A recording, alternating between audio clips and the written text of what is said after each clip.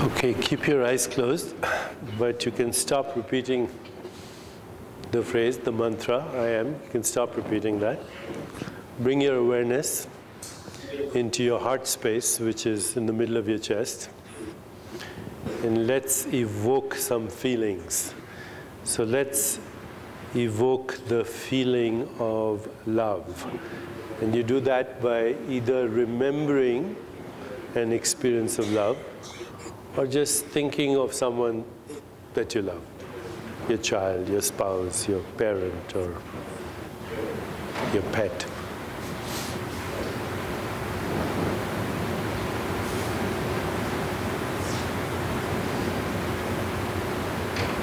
It's a qualia experience.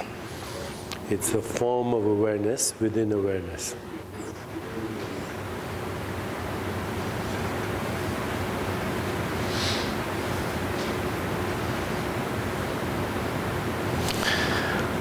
Now let's shift to another feeling, the feeling of empathy and compassion. So perhaps you know someone who's suffering. Just put yourself in their consciousness and feel their feelings. So expand your awareness so that you can feel someone suffering. What does it feel like?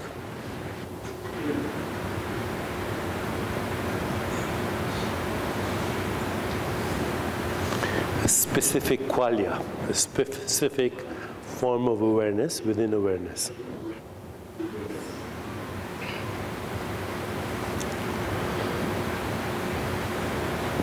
Let's move to another feeling, the feeling of gratitude. Gratitude for what you could be grateful for. Anything. The highest form of gratitude is the surprise of existence.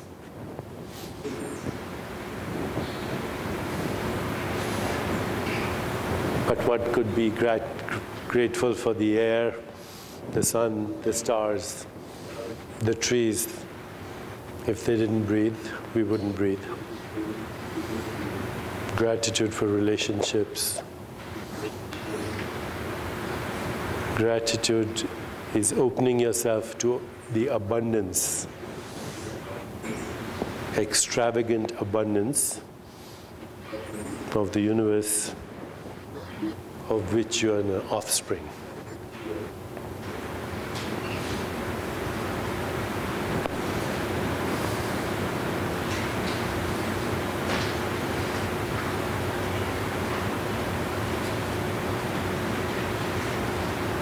A different quality of awareness, different qualia within awareness.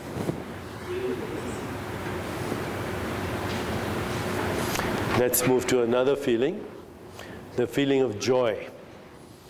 Perhaps by remembering a peak experience. Perhaps it was music or poetry or dance or falling in love or being with nature.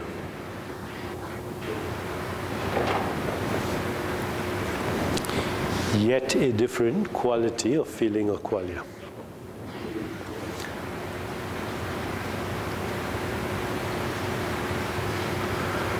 And now a very interesting qualia, equanimity. For a lot of people, this is just the image of the Buddha in deep meditation, or the image that I showed you of the yogi with this light body, part of the light body of the universe. Equanimity.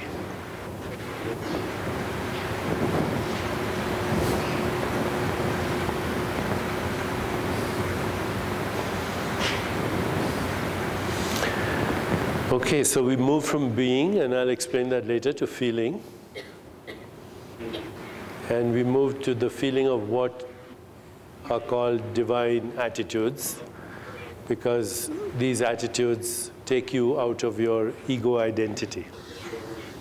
they take you out of your local self, which incidentally is a socially induced hallucination.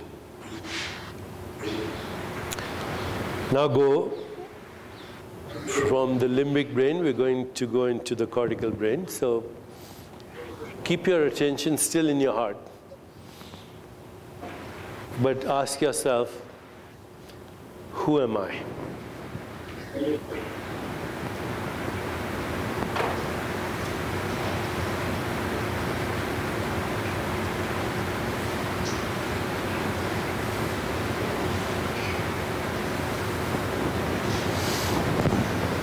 Ask yourself again, who am I? And just listen. Don't have to force the thought. See what thought comes up.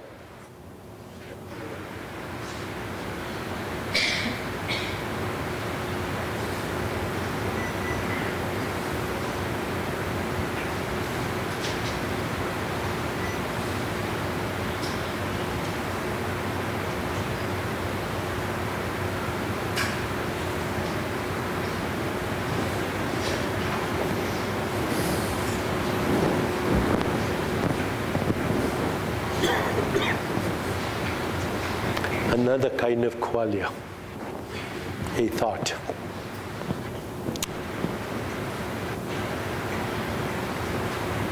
Let's shift to another question.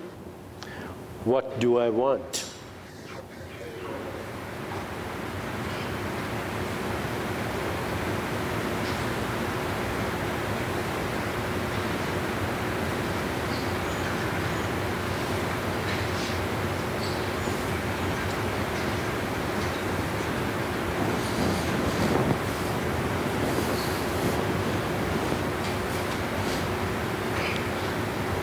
Let's move to another question. What's my purpose?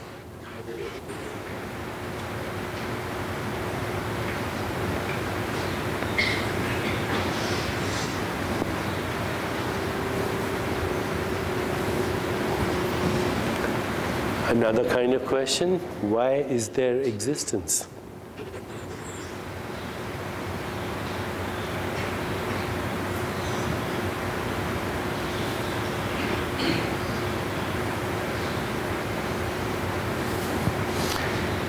Another kind of question, who is asking the question?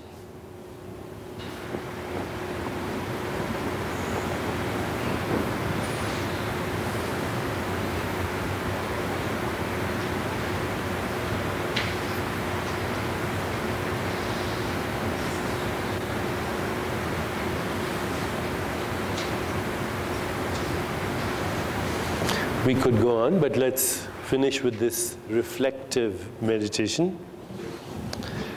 And now we'll go through the wheel of awareness. So remember that image that I showed you of the wheel? The hub of the wheel is the awareness itself. So the hub of the wheel is awareness itself. And the rim of the wheel has 4 quadrants. The first quadrant is awareness of perceptual experience as sound, touch, sight, taste, and smell. So I'll take you through that. Then just imagine there's a spoke that's coming from the hub to the rim. It's like a clock, and it's going to go around the wheel, okay? That's just the image. So now, the wheel of awareness, there's a spoke coming out of the wheel of awareness from the hub into the rim. Become aware in consciousness of any sound that you hear right now.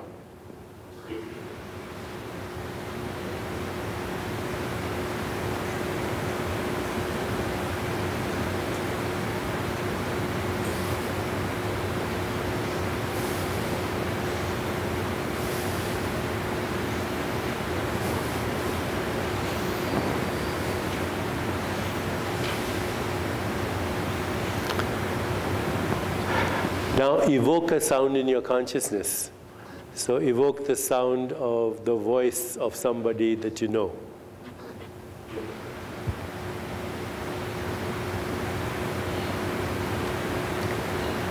Let's evoke the sound of a dog barking in the middle of the night.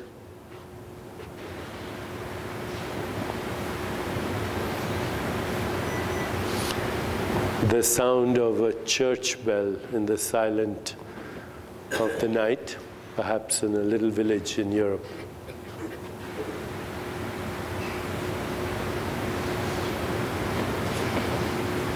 The sound of a baby crying.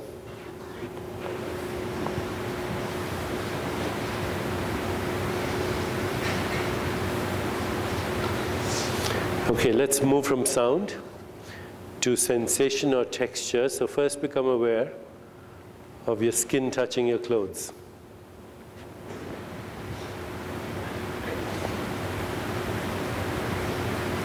Become aware of your body, the buttocks on the chair, the feet on the ground.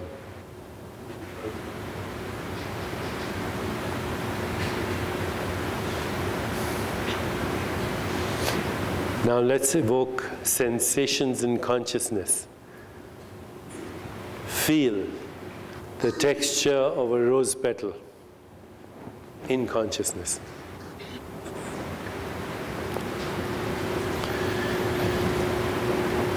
Feel the rough bark of a tree in consciousness.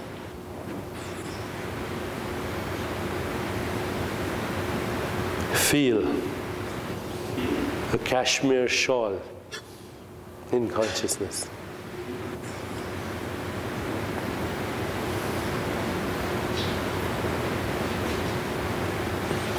Feel the skin of a newborn baby.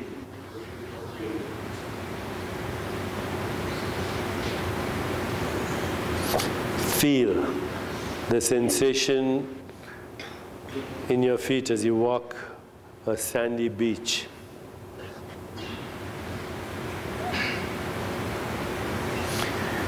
Now let's move to a third qualia. These are all qualia in consciousness. Okay, so let's move to a third. Color. See the color red. The color blue.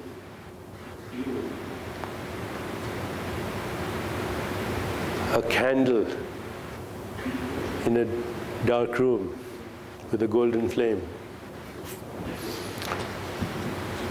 A sunset.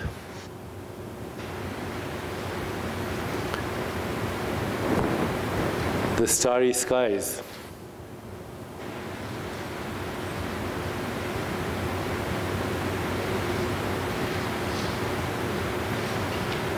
Qualia as form.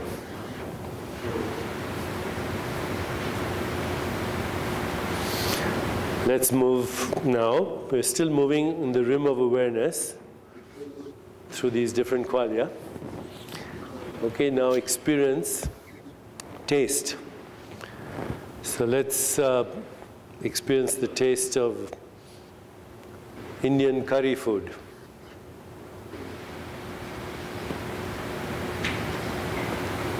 Chocolate ice cream.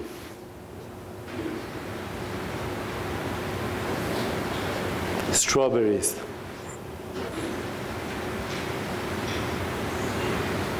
Coffee. Tea.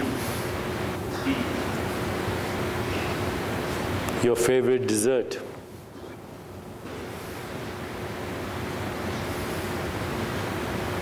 So we went through sound, went through sensation, form, taste, and now smell. Chinese food.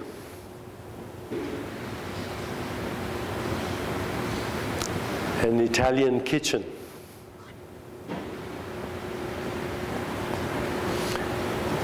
The freshness of the earth after a rainfall.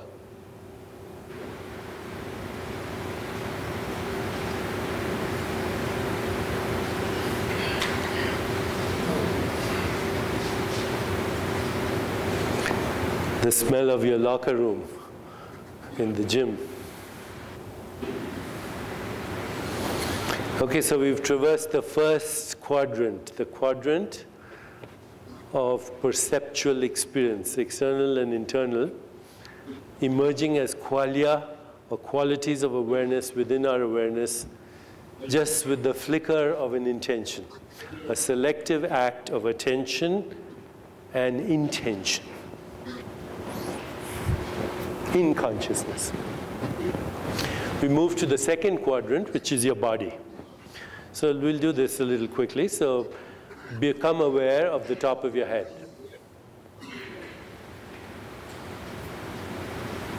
Become aware of your neck.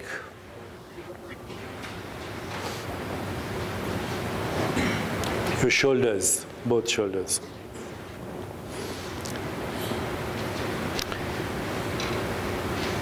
Your upper arms. Your elbows.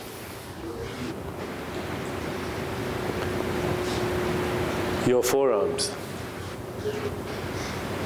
Your wrists. Your hands and fingers.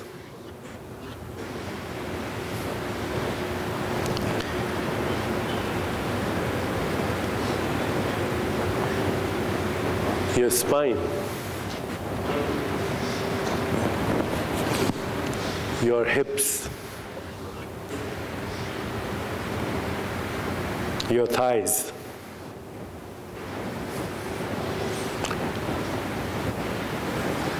your knees,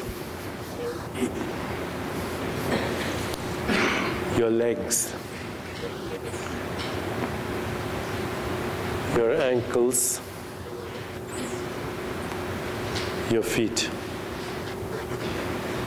So you became aware of your musculoskeletal system through a selective act of attention and intention. But let's go inside now. Let's go inside your abdomen.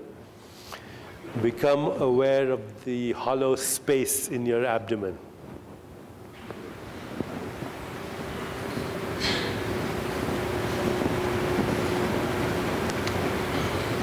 Become aware of your intestines, large and small.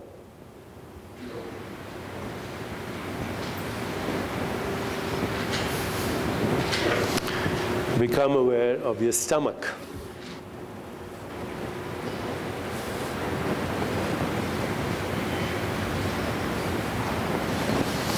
And if you know the location of your liver and spleen and kidneys, if you know the location, become aware of those organs.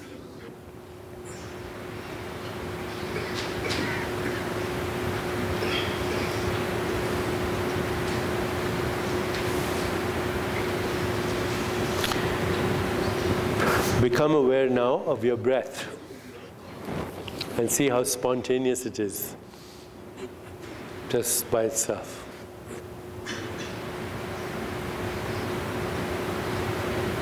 If you want, you could tell your breath very silently, mentally, slow down.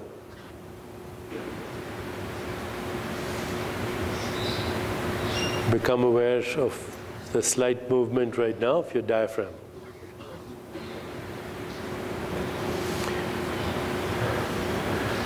And now with focused attention and intention, become aware of your heartbeat, either as a sound or a sensation. I'll repeat, with focused attention, become aware of your heartbeat either as a sound or a sensation.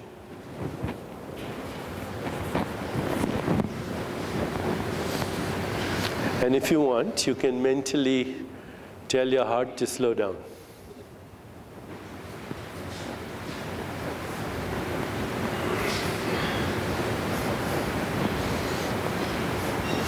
And now let's try something. Have the intention that you can feel your heartbeat in the tips of your fingers, your open hands. Feel the throbbing of your heartbeat in your fingertips. See if you can feel it.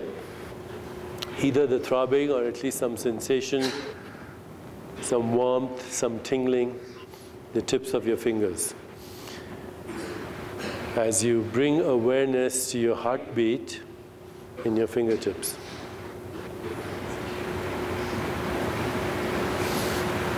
Have the intention to increase the blood flow in your fingertips right now. So your hands become warm.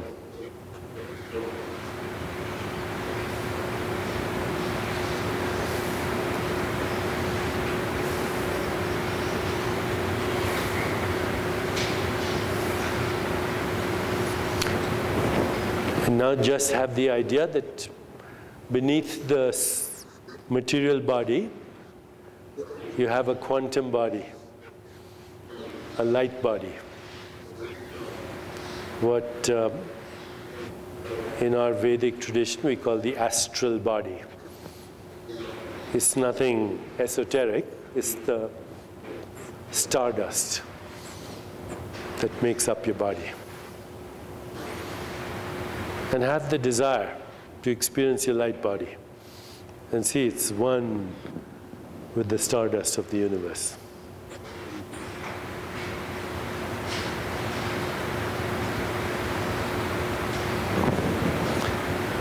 So we have moved through the second quadrant of awareness.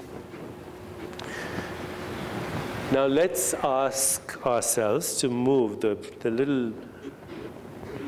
little dial is moving into the third quadrant, which is mental space. And we start this with a very interesting question that we ask ourselves. And we ask ourselves, I wonder what kind of thought I'm going to have next. And wait for it.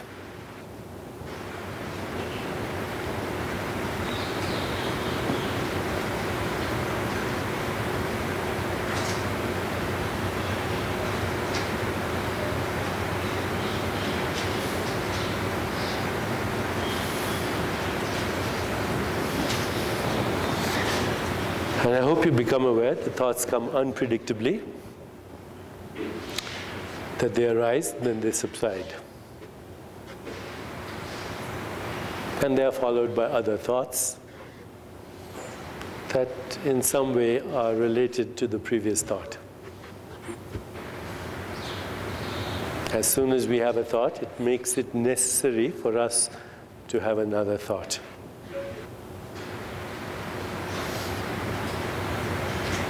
If you flow very carefully, you'll see that there is a little space between every thought. And if you wait for the next thought consciously, you may glimpse that space.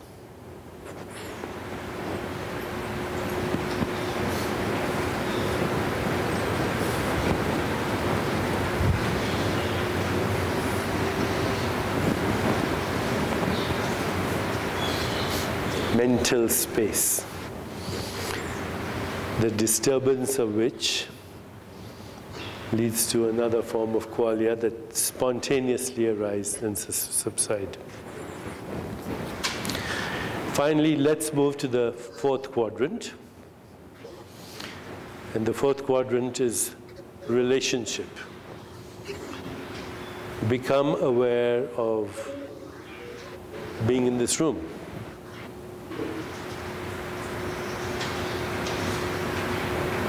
Aware of the presence of other people in this room.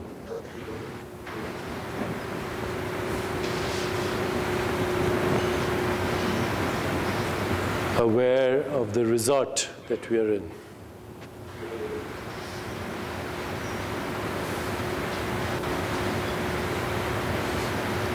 Aware of Tucson. Arizona.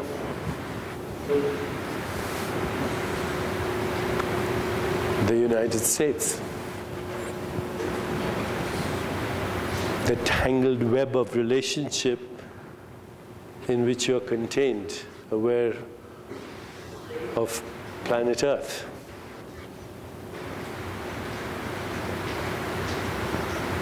Planet Earth spinning on its own axis and hurtling through space.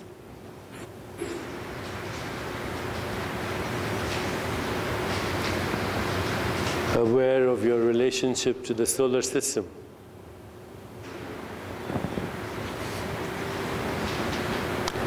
An activity in the solar system that is you. aware of the Milky Way galaxy, also rotating. Next door neighbor, Andromeda. 30 local galaxies in the local neighborhood. And beyond. Billions of stars, at least 170 billion galaxies. The cosmic horizon, 47 billion light years away. And you here, becoming aware that this exists. The web of relationship.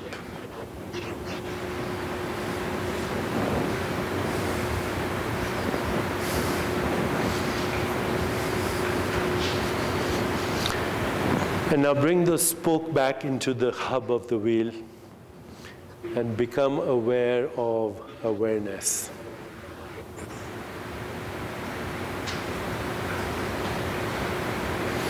Without which there would be none of this experience.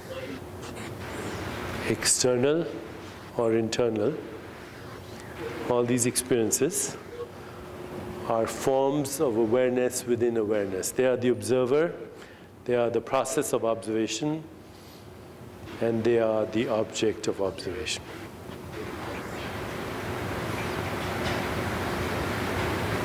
The whole universe within you, including your body, including your brain, including the cosmos.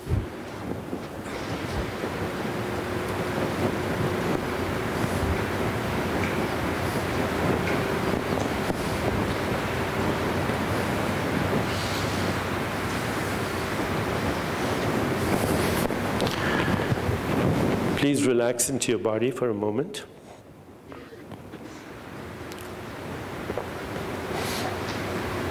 Take a minute or so.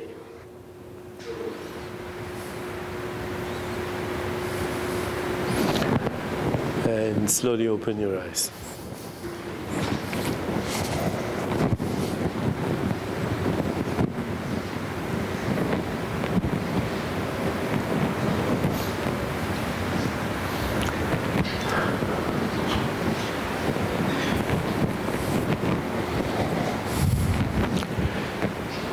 Let me try and explain all that we did right now, so there's a little bit of intellectual understanding.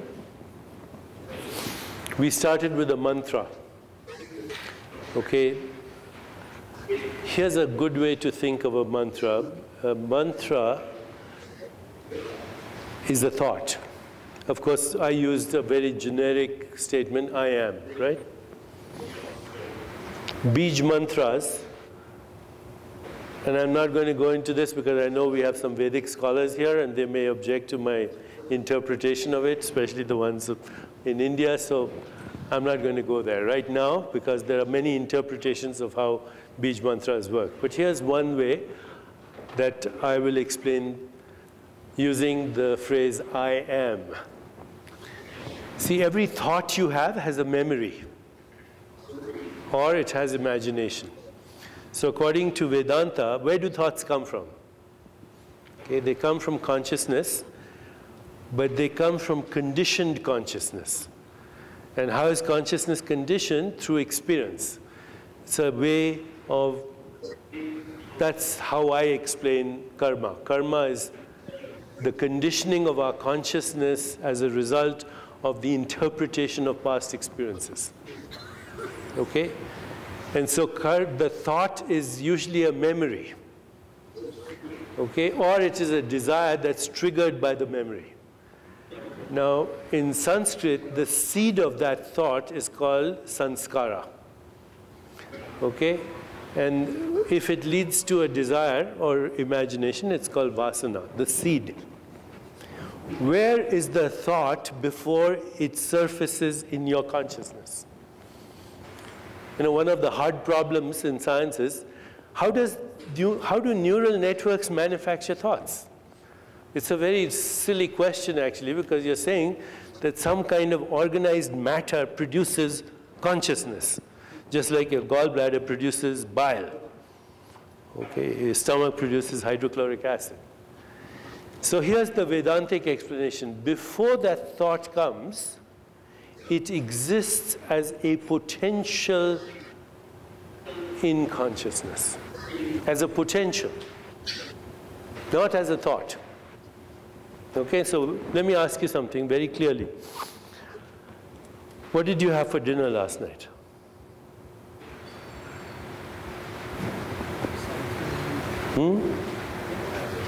What did you have?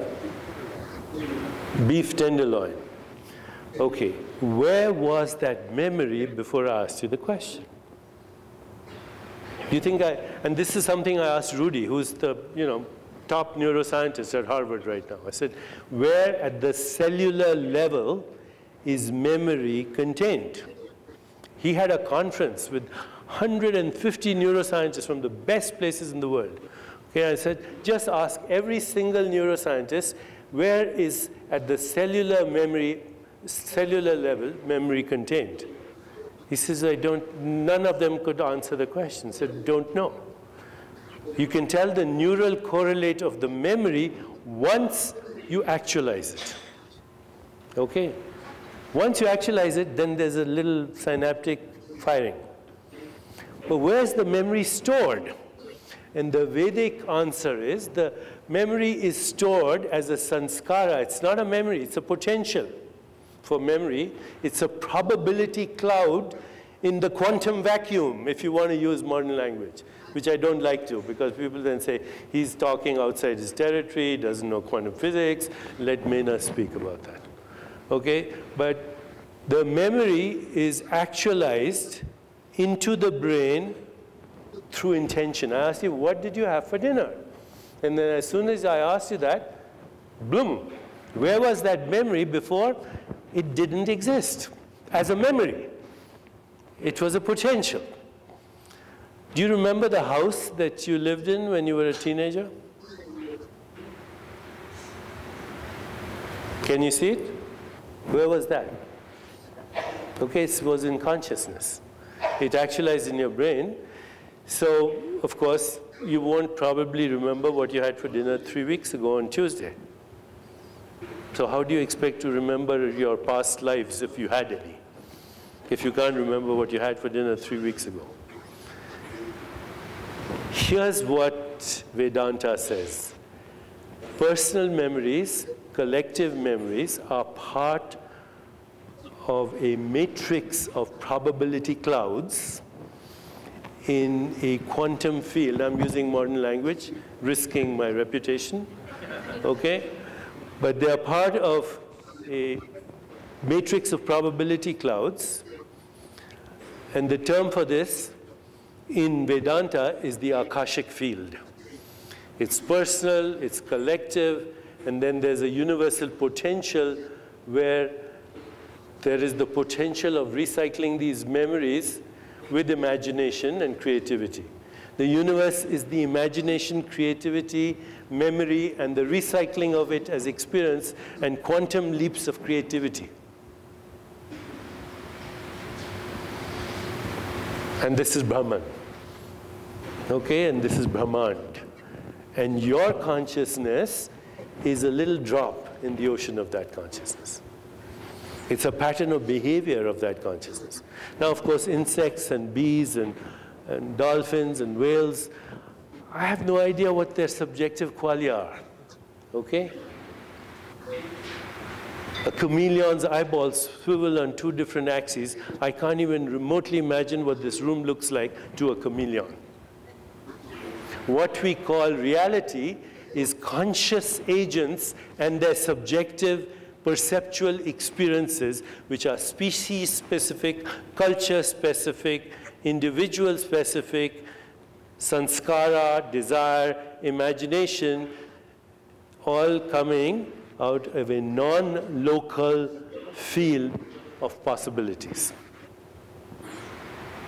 Okay, what does this have to do with the mantra? The mantra, I am, has no memory. Right? I am Deepak has a memory, all this conditioning, okay? But I am is just a statement. And actually, if you look at all the big sacred textbooks or sacred books, go to the Bible. And Moses asks God, what's your name? And God says, I am that I am. Or Jesus says, before Abraham was, I am. Okay? I am is a statement of existence. It's not a statement of existence conditioned by memory, imagination, or desire. Okay, so that's what a good mantra does. There, it competes with your other thoughts. A mantra is a thought with no memory in this particular way we did. So here's the thought. It's a memory. Here's this desire. I had that beef tenderloin. It was badly cooked. It gets, etc. I should have had avocado instead. Whatever. Okay, so the thought leads to thought through association. Okay, because of memory, desire, imagination. But what the mantra does, it interferes with this thought. It doesn't have sanskara. It doesn't have asana. Okay, so what you have, mantra, thought, and you just play with it. You don't worry about it. And then once in a while, if you're lucky, and we didn't do it long enough because, I saw a lot of people getting restless and saw the stress, how long do I have to do this? But that's when you should really be doing it. Okay, if you're wondering how long do I have to do this, that means a lot of default, a lot of noise. So you can get restless, stressed when you really should be doing it. Some people will fall asleep. I saw a few heads nodding off. How many people fell asleep momentarily? Well, you need more sleep. Okay, because you gave your body the opportunity and said, I didn't sleep enough last night. So you can get restless, you can sleep, go to sleep. You can become aware of sensations and noises. Or, if you're lucky, the mantra and the thoughts, they cancel each other out. There is no mantra and there is no thought. And you're in the discontinuity. You have transcended the subject-object split. Believe me, it's a real experience. It's an experience of consciousness with no boundaries. And that's what we call pure consciousness. Okay?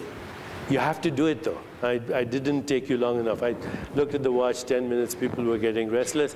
If we did it for 20 minutes and try it at home with just I am, you'll transcend. Transcend means you'll go beyond the subject-object split into what is called pure consciousness. What is pure consciousness? It's qualia-less. There's no qualia. It's just the potential for qualia.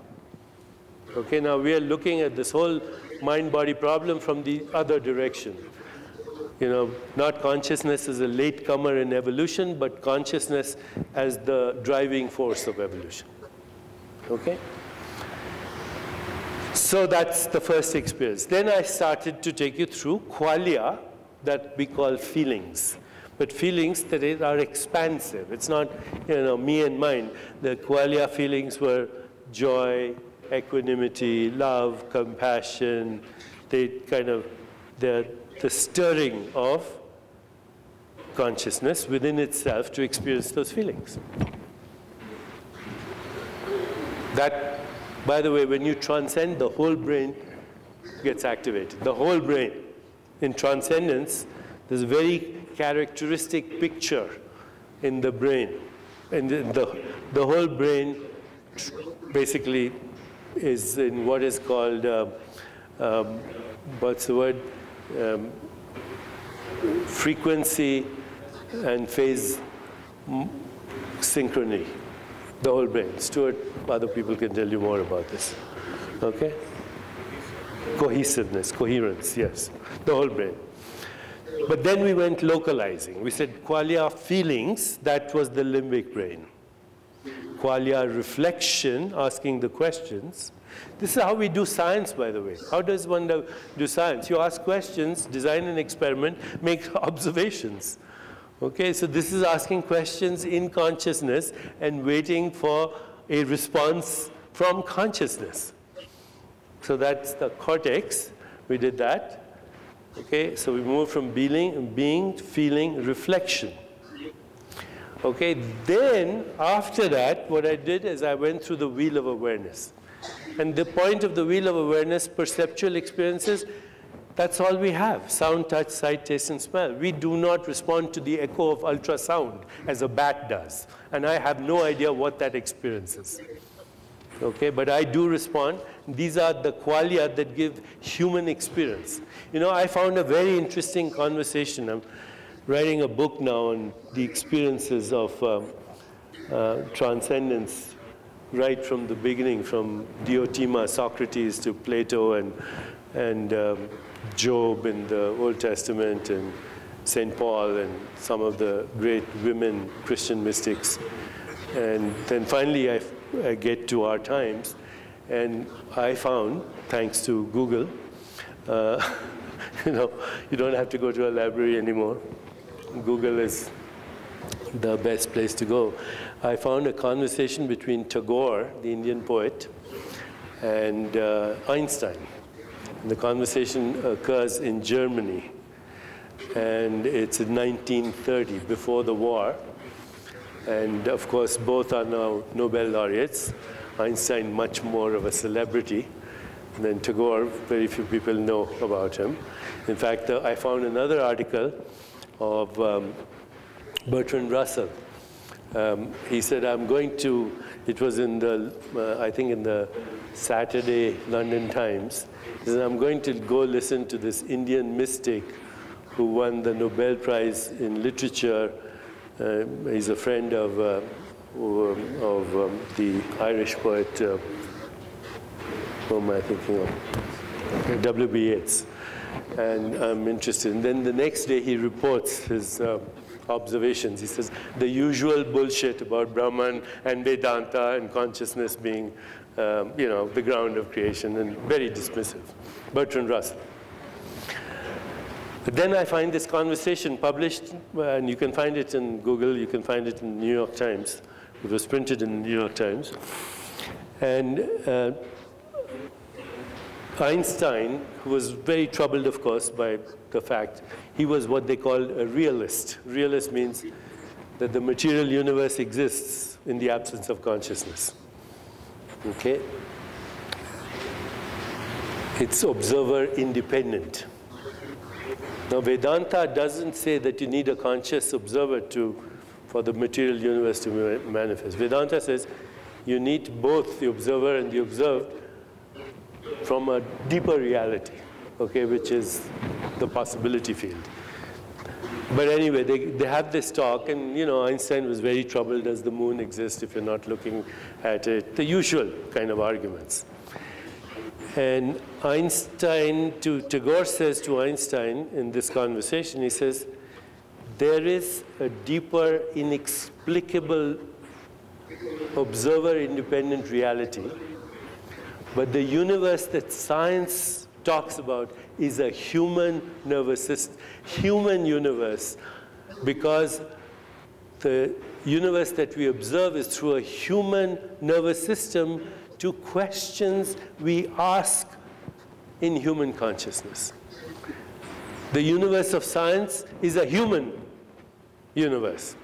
It's not the ultimate truth, which is perhaps even unknowable. There's the unknown, unknowable. But of course, Vedanta says, no, it's not unknowable. It is experiential. You have to become it. It's not something you have to know in the sense that a scientist knows, but you have to break down every single label that you have given yourself till there is nothing left except pure consciousness. So they have this wonderful conversation, because Einstein, he was an amazing open mind. At the end of it, he says to Tagore, I think I'm more religious than you are. And it's a fitting conclusion to that. And that became part of my book now, of course, with a little embellishment, and it's fiction. So what I was saying is, these are experiments in consciousness. We become aware of the qualia, but then we become aware of the body now. Here's something very interesting. Body awareness is now being called by neuroscientists, it's being called interoception. So there's perception and there is interoception. Now in the tradition of the Yoga Sutras of Patanjali, there are techniques, bandhas and all the inner awareness, pratyahara, is going within to become aware of your body. And of course, an accomplished yogi is fully aware of everything that's happening in their body. Okay? So you can open up your interior to your awareness. But I did something which almost everybody finds it easy to do because it's, it's easier than all body awareness. I asked you to become aware of your heartbeat. How many people become aware of your heartbeat? Now, if I was doing a functional MRI on you, your insula, which is responsible for interoception, would start to get activated. So we can see a neural correlate to interoception. But then I also asked you to become aware of your heartbeat in your fingertips. How many people had that experience? What did you do? A selective act of attention and intention in awareness. And I can tell you, because I've done this with people, if I was taking your blood pressure, it would have dropped by 10, 15 millimeters of mercury.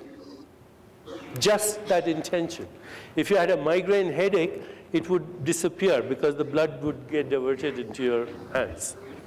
This is called interoception, and I was just speaking to the American Heart Association. It's called the American Heart Failure Association. And no, it's not the American Heart Association. This is called the American Heart Failure Association because these are cardiologists who specialize in congestive heart failure. So, no pun intended there. These are very specialized people who specialize just in congestive heart failure. But there was another cardiologist speaking there, and he was talking about this part of the brain in the insula, which is called the cardunculus, as in, cardiology, cardunculus, which you can now consciously influence to regulate your heartbeat. And the best measure of stress right now, the best measure of stress is what is called heart wave variability. Okay, so when you're stressed, your heart is not variable, it's fixed. It's like too much adrenaline, so it's marching like the soldiers in an army. But when you're flowing, then it varies from beat to beat. And there are studies that show that if a mother who's pregnant and has been a former smoker, and this can be shown again, if she thinks of smoking a cigarette, not only does her heart rate variability change, but the baby's heart rate variability changes. Because the baby's nervous system and body is suffused with adrenaline, cortisol, and all of that. So this is the finest measure right now of stress or how relaxed you are, and you can influence it. Okay, and these days there are all kinds, you don't know this about me, but I wear all kinds of gizmos right here. This is a bracelet that lights up, see? It gives all kinds of information about what's happening in my body. I have another gizmo here, which also gives me lots of information. And the technology is coming very soon, where these little things will measure heart rate variability, which they already do, these ones, but will also measure brain waves, dream states, other states of consciousness that I've told you about. Hopefully we'll start now measuring them. And bioregulation through consciousness. I don't like the word biofeedback because bioregulation is an automatic process. Consciousness is already doing it. Okay, so that was interoception.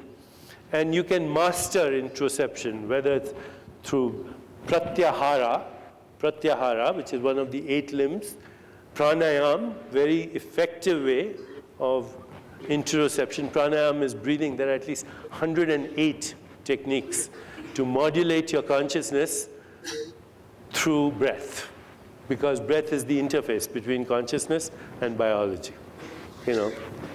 And breath mirrors our emotions. If you're anxious, you get a rapid, shallow breath. If you're relaxed, you get a deeper breath. If you transcend, your breath stops because there's no time. Okay. Interoception, then we became aware of mental space. And I said, when I said mental space, I said, ask yourself, what's the next thought I'll have? How many people notice that when you ask yourself, it didn't come? Huh? When you witness a thought, or you have the intention to witness a thought, your consciousness gets confused. Otherwise, it's just rolling out. Karma, memory, desire. Karma, memory, desire, fear, all of that, based on past experiences in consciousness. So that's a very neat thing to do, to ask yourself, I wonder, what's the next thought? Okay, and when you do that, you become sensitive to the space between thoughts. That space between thoughts, that mental space is pure consciousness. It's your window, it's your corridor, it's the transformational vortex to the cosmic mind. Because cosmic mind is a non-local mind in a non-local universe. And so this was mental space, and then the web of relationship to see, you know, that we are not isolated, fragmented, ego-bound beings dragging a boundary of flesh and bones, but we are actually an activity of the whole thing. Okay, so if one can be aware, you know, this is practice. It takes a long time, but if you can be mindful of these experiences, or even focus on one or two of them, the wheel of awareness, and then awareness itself, and transcendence, and if you make mindful living a lifestyle, then the reality of consciousness will be an experiential reality. And that witnessing awareness, which we call witnessing awareness, will be present in waking, dreaming, and sleep as well. Another thing that I encourage people to do is that before they go to sleep at night, they just close their eyes and recapitulate the whole day. So you see yourself waking up, going to the bathroom, eating breakfast, having the conversation, and you realize it's all gone. It's already part of the dream. That experience is done. Then you say to yourself, before you sleep, you say, just as I witness my day, I'll witness my night. Just introduce that intention and see what happens.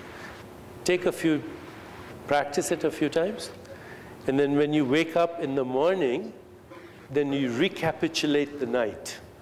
Just like at the end of the day, you recapitulate the day. And what you'll find is it all becomes a single activity. The waking, dreaming, and sleeping is just qualia, emerging and subsiding in consciousness. And you're none of that. You're the witness in which this whole thing arises. Okay, so when you start having that experience in waking, dreaming, and sleeping, you've already gone beyond the fourth state, because you are fully awake in waking, dreaming, and sleeping. So that fifth state is Turyatata. The sixth state is when I can experience the ever-present witnessing awareness, not only in the subject of experience, but also in all the objects of my experience. This thing here, right there, if I go beyond the molecules and atoms, I enter a subatomic cloud, and I go beyond the cloud, I end up with nothingness. But that nothingness is not an empty void, it's the womb of creation. And Sufi mystics, you know, Rumi says, we come spinning out of nothingness, scattering stars like dust. Look at these worlds spinning out of nothingness. This is within you. The nothingness is the womb of creation, where nature goes to create a galaxy of stars, a cluster of nebulas, a rainforest, a human body, and a thought. Because they're all fluctuations in that void. And I don't care if you believe in cosmic inflation or eternal inflation or the space-time continuum. These are all ideas in consciousness, experiments in consciousness, and observations in consciousness. But they are human ideas. Thank you.